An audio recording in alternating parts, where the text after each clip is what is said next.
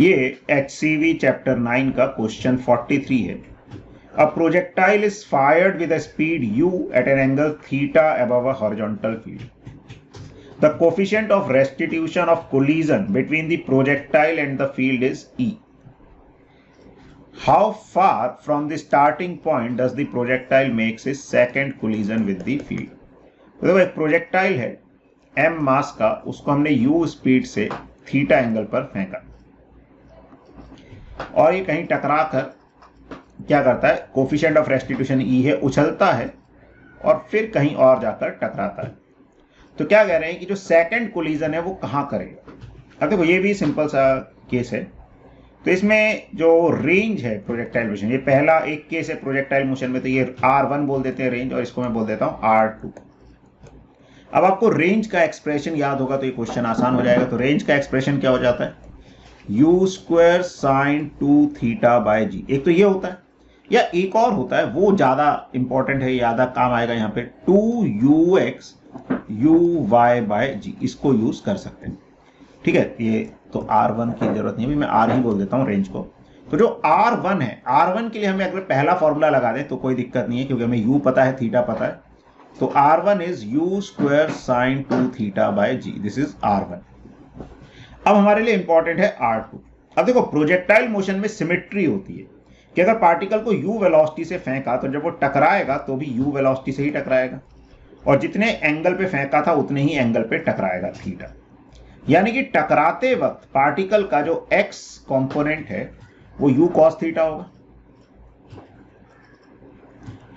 और जो y component है वो u sin थीटा हो जाएगा।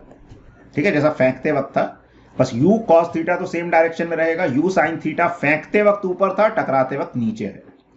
अब देखो ये जो E की इक्वेशन होती है ये लाइन ऑफ इंपैक्ट के अलोंग लगती है। लाइन ऑफ इंपैक्ट क्या होती है, नॉर्मल की डायरेक्शन, जिस लाइन के अलोंग नॉर्मल फोर्सेस लगते हैं।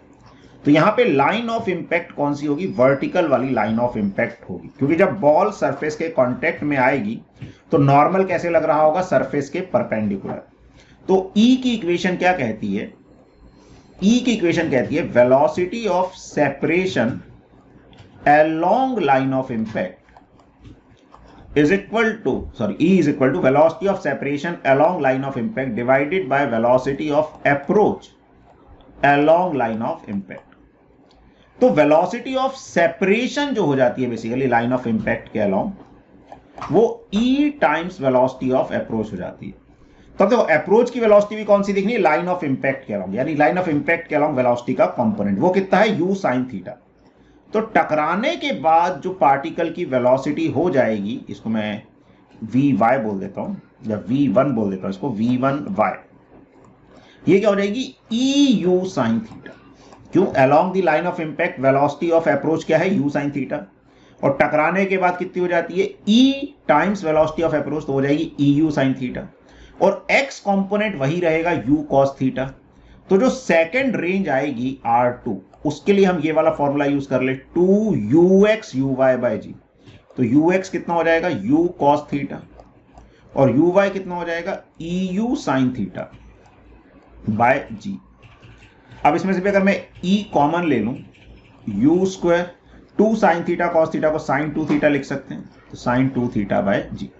तो ये R1 जैसा ही आ गया। तो जो टोटल डिस्टेंस हमें बतानी है R1 प्लस R2, इसमें देखोगे ये कॉमन आ जाएगा, u square sine 2 theta by g common आ गया, और बचेगा 1 प्लस ई। तो ये डिस्टेंस हो जाएगी, यहां पर सेकंड कोलिजन होगा।